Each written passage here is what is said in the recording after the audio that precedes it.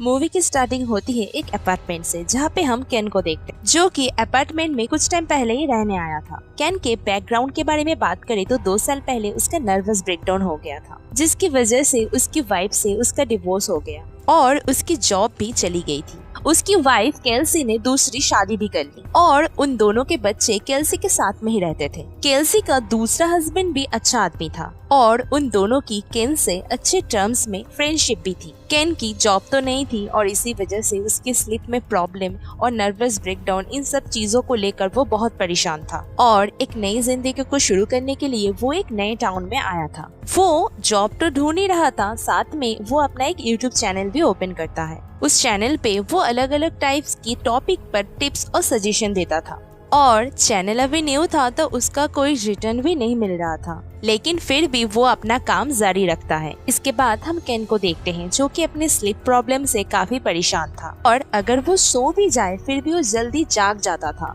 और वो अपनी इन्हीं इश्यूज को दूर करने के लिए और अपने माइंड में चल रही किसी भी प्रॉब्लम को दूर करने के लिए वो काउंटिंग भी करता था। केन ने पूरी तरह से अपने आप को आइसोलेशन में रख दिया था और वो घर के बाहर भी नहीं जाया करता था। इनफैक्ट वो जो बिल्डिंग में रहता था वहाँ पर उसके अलावा और कोई लोग रहते भी नहीं थे। एक दिन वो अपने दोस्त से बात कर रहा होता है और वो लोग ये डिस्कस कर रहे थे कि केन का चैनल कैसे ग्रो होगा। इसके बाद उसका फ्रेंड उसे ये कहता है कि एक वीडियो में उसके पीछे से एक बर्ड अपने आप ही सेल्फ से नीचे गिर गई। चैन अपना वीडियो देखता है और अपने कमेंट को चेक करता है तो वो देखता है कि उसके व्यूअर्स ये कह रहे हैं कि उसका अपार्टमेंट हॉन्टेड भी हो सकता है, लेकिन केन इन सब चीजों को नहीं मानता था। इसके बाद केन अपने स्कल्पचर को देखता है। केन के पास बहुत सारे बर्ड्स और एनिमल के स्कल्पचर थे, जो कि मरे हुए एनिमल के बॉडी से ही बनते थे। खैर, अगले सीन में वो अपनी वाइफ केल्सी से बात करता है और वो उसी हॉन्टिंग चीजों के बारे में बताता है। केल्सी ये कहती है कि घर देने से पहले ओनर ने जरूर बताया नहीं होगा कि यहाँ पर कोई डेथ हुई थी या फिर ये बिल्डिंग लगभग 100 साल पुरानी है और हो सकता है ओनर को भी पता नहीं हो और ये भी हो सकता है कि सच में ये बिल्डिंग हॉन्टेड है। असल में केल्सी को गोस्ट वाला टॉपिक काफी चिलिंग लगता था, इसीलिए वो ये सब कर रही थी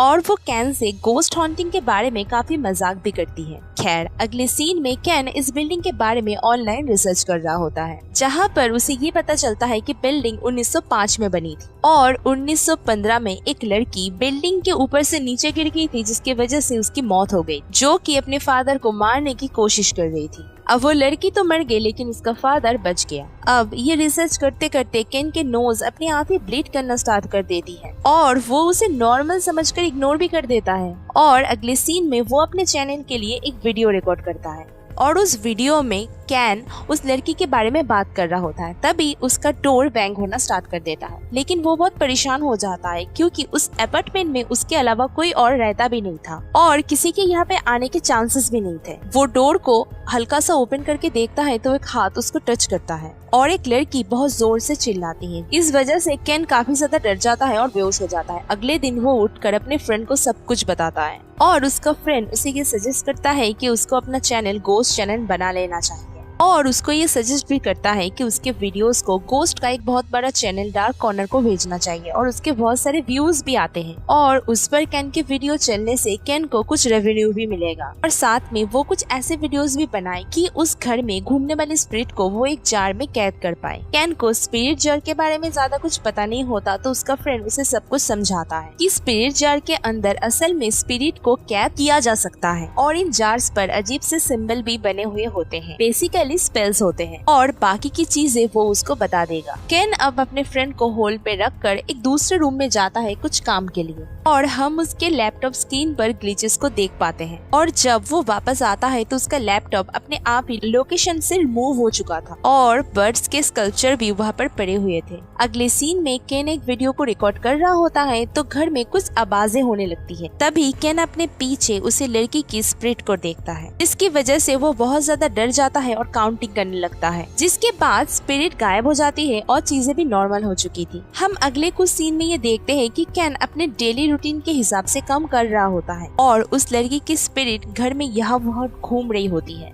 इसके बाद केन अपने फ्रेंड से बात कर रहा होता है तो वो अपने फ्रेंड को स्पिरिट जार दिखाता है और वो उसे ये भी बताता है कि उसने वो जार बना लिया है। इसके बाद केन एक बुक को दिखाता है जिस बुक्स की मदद से भी उसने कुछ लेटर्स मतलब कि स्पेल्स उस जार में लिखी थी। केन अब उस बुक्स में लिखी हुई कुछ लैटिन वर्ड्स को पढ़ता है और उस जर को ओपन करता है उस लड़की के स्पिरिट को कैद करने के लिए। लेकिन सडनली घर की लाइट ब्लिंक करना स्टार्ट कर देती है, लैपटॉप स्क्रीन ग्लिच करने लगता है और कैन चिल्लाने लगता है। कैन के साथ में ही एक लड़की की स्क्रीमिंग भी हम सुन पाते हैं। उसका फ्रेंड ये सब देखकर बहुत परेशान हो जाता है और वो कैन से ये पूछता है कि यहाँ पर हुआ क्या था, जिस पर कैन ये कहता है कि वो बस अपने चेयर से गिर गया था और इसके बाद उसको कुछ भी नहीं पता। इसके बाद कैन वॉशरूम में जाता है और उसके मुंह से एक रिबन निकलता है जिसके बारे में उसको कुछ भी नहीं पता। और दूसरी तरफ हम उस लड़की की स्पिरिट को घर में घूमते हुए देख पाते हैं। इसके बाद कैन केल्सी से बात करता है तो केल्सी उसे घोस्ट वीडियो के बारे में बताती है। इसके बाद कैन डार्क कॉर्नर के वीडियोस को देखता है, जिसे देखते टाइम उसे स्क्रीन पर एक डेमोनिक फेस नजर आता है, जिसे देखकर वो और ज्यादा परेशान हो जाता है। इसके बाद अगले सीन में वो उस किताब के ऑथर से बात करता है और वो ऑथर कैन के जार में बने हुए सिंबल्स को देखकर ये कहता है कि ये सिंबल अलग अलग बने हुए हैं और ये जार एक नॉर्मल जार है और इस जार में कोई भी स्पिरिट कैद नहीं हुई होगी। साथ ही रिचुअल्स के दौरान कुछ ऑफरिंग्स भी जार में डालनी चाहिए थी जो कि कैन ने नहीं डाली थी, तो ऑब्वियसली जार खाली होगा। इसके बाद कैन जार को ओपन करता है तो वो खाली था। इसके बाद नेक्स्ट सीन में कैन उस किताब को और अच्छे से पढ़ता है और उस किताब में डेमन वाले चैप्टर को भी वो रीड करता है। इसके बाद उसको एक नाइटमेयर आता है जिसमें उस लड़की की स्पिरिट उसे हॉन्ट कर रही थी और साथ ही में एक डेमोनिक फेस भी उसे दिखता। कैन इन सब चीजों से बहुत परेशान हो जाता है और वो बहुत ज्यादा टेंशन में रहने लगता है। इसके बाद एक दिन वो घर में काम कर रहा होता है तो उस लड़की की स्पिरिट उसे घर में दिखाई देती है और घर के सारे डोर्स बंद होने लगते हैं, जिससे कि वो बहुत ज्यादा डर जाता है और कोई इनविजिबल चीज उसे डोर के जरिए अटैक भी करती है। के बाद वो केल्सी को फोन करता है और ये कहता है कि घर में उस लड़की के स्पिरिट के अलावा भी कोई स्पिरिट है और वो उसे मारना चाहती है। तो केल्सी को ये लगता है कि कैन हेलुसिनेट कर रहा है और उसने बियर भी पीना शुरू कर दिया था, तो केल्सी को इस बात पर यकीन नहीं आता। इसके बाद कैन अपने फ्रेंड से ये बात कर रहा होता है कि उसने जो रिचुअल्स किया था कहीं वो गलत तो नहीं हो गया और उसी की वजह से ये सब हो रहा होगा। इसके बाद हम ये देखते हैं कि उन दोनों के बातों ही बातों में बहस हो जाती है, लेकिन उसका फ्रेंड उसे ये समझाता है कि सब कुछ ठीक हो जाएगा और उसे अपना ध्यान रखना होगा। इसके बाद कैन उसी ऑथर से मिलता है। इसके बाद वो ऑथर उसे ये कहता है कि उस लड़की के बारे में उसने रिसर्च किया था और उसे ये पता चला था कि उस लड़की की माँ ने उसको जान से मारा है और उसे ऊपर से नीचे गिरा दिया था और फिर खुद भी सुसाइड कर लिया और शायद उसने जब रिचुअल्स किया था तब कुछ गड़बड़ हो गया होगा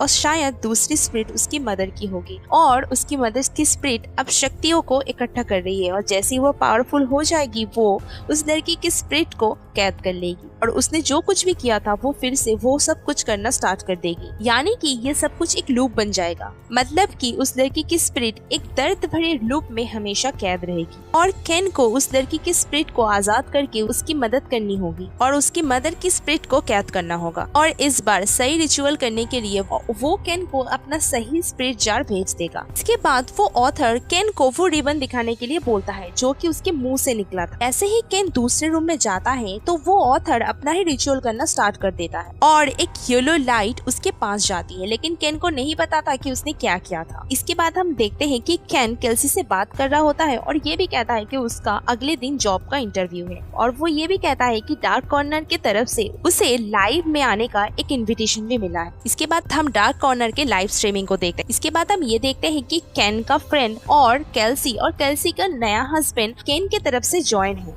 और एक पैरानॉर्मल ब्लॉगर भी ज्वाइन था। इसके बाद डार्क कॉर्नर सबसे बात करता है और वो ऑथर सबको रिचुअल्स के बारे में बताता है। यहाँ पर बातों ही बातों में वो ब्लॉगर कैन से ये कहता है कि जब उसने उस लड़की के बारे में रिसर्च किया था तब उसे उसके मदर के बारे में कुछ भी पता नहीं चला था। तो यहाँ पर वो ऑथर कहता है कि ये नहीं हो सकता कि उसके मदर ने ही उसको मारा। अब यहाँ पर कैन ज्वाइन करता है तब सब लोग उसके एक ओल्ड रिकॉर्ड को देखते हैं और उस ओल्ड रिकॉर्डिंग वीडियो में कैन के पीछे उस लड़की की स्पिरिट थी, लेकिन उसके पीछे भी एक बड़ी सी शैडो थी जिसकी आंखें येलो कलर की थी। का मानना ये था कि ये कोई और नहीं बल्कि उस लड़की की मदर ही, लेकिन यहाँ पर उस ब्लॉगर का मानना ये था कि ये स्पिरिट उसकी माँ नहीं हो सकती क्योंकि वो काफी बड़ी थी और वो काफी अजीब भी थी। यहाँ पर वो ऑथर कहता है कि ये उसकी माँ की ही स्पिरिट है। तो यहाँ पर कैन उस ऑथर के भेजे हुए जार के थ्रू रिचुअल्स को स्टार्ट करता है। इसके बाद डार्क कॉर्नर उस ऑथर से उस जार में बने हुए सिंबल्स के बारे में पूछता है, लेकिन वो ऑथर बातों को घुमाने लगता है और रिचुअल्स को स्टार्ट कर देता है। रिचुअल्स के लिए उस जार में कुछ चीजें डालनी थी जो चीजें उस ऑथर ने ही भेजी थी, और इन सब में एक पर्पल रॉक था। अब यहाँ पर उस ऑथर का कटा हुआ थंब भी था, जिसको देखकर सभी लोग शॉक्ड हो जाते। इसके बाद कैन सब कुछ स्टार्ट कर देता है और उस ऑथर के साथ साथ सब कुछ स्पेल करना भी स्टार्ट करता है। ऐसे ही सब कुछ खत्म होता है तो कैन के पीछे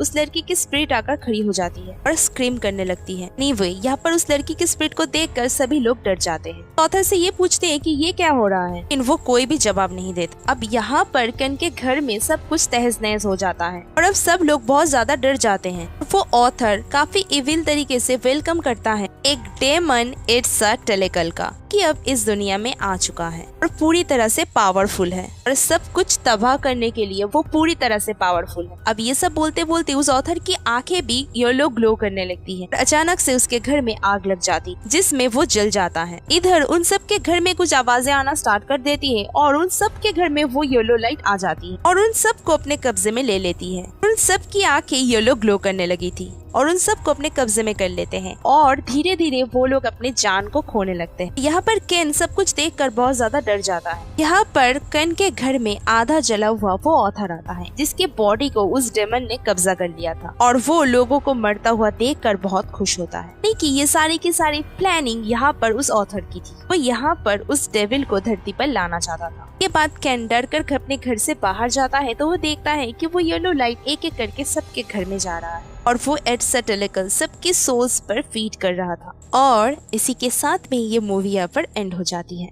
तो आज के वीडियो में बस इतना ही। मिलते हैं नेक्स्ट वीडियो में, तब तक के लिए bye. Keep smiling and be healthy.